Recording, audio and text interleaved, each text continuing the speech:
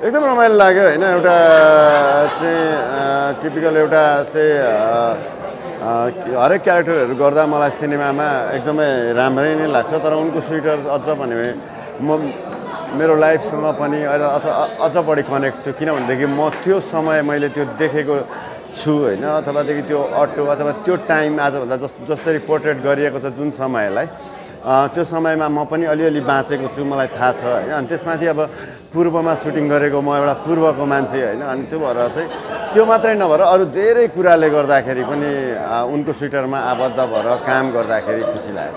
काम गर्दाखेरि अब दुःख भइ नै हाल्छ होइन। काम भन्नेको कुरा अथवादेखि केही काम पनि सजिलो हुँदैन। अझ हाम्रो यो यति टफ काम थियो कि हाम्रो अब त्यो दौरानमा धेरै चाहिँ अब्स्ट्याकलहरू आए। सुटिङका दौरानमा हामी 3 पटक त 5 थरसम्म गयौँ चाहिँ सुटिङ गर्नको लागि। विभिन्न कारणवश विभिन्न मेरो आफ्नो समस्या, घरायसी समस्यादेखि लिएर धेरै कुराहरू यसमा चाहिँ घटे होइन। अनि त्यो कारणले गर्दा पनि सुटिङ चाहिँ ब्रेक भयो। अनि त्यो कारणले गर्दाखेरि एउटा चाहिँ टाढा होइन 5 थरको पनि एउटा पूर्वी हाम्रो सिमाना, बोर्डर सिमानामासम्म चाहिँ हामी पुगेको छौँ।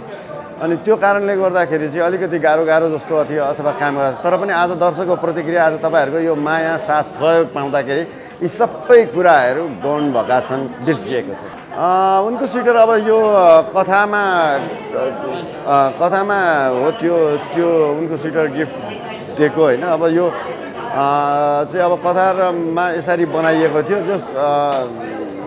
त्यो एउटा न्यानोको प्रतीक हो, एउटा मायाको प्रतीक। त्यो स्वेटर मात्र नभएर त्यो एउटा स्वेटरको रूपमा मात्रै हामीले लिएका छैनौँ त्यसलाई। त्यो चाहिँ एउटा त्यो स्वेटर स्वयं क्यारेक्टरको रूपमा पनि लिएको छौँ। अनि र अब त्यो एउटा न्यानोको प्रतीक, मायाको प्रतीकको रूपमा पनि सिम्बोलिक हिसाबले देखाइएको छ होइन। त्यसैले चाहिँ त्यो एउटा पात्र हो।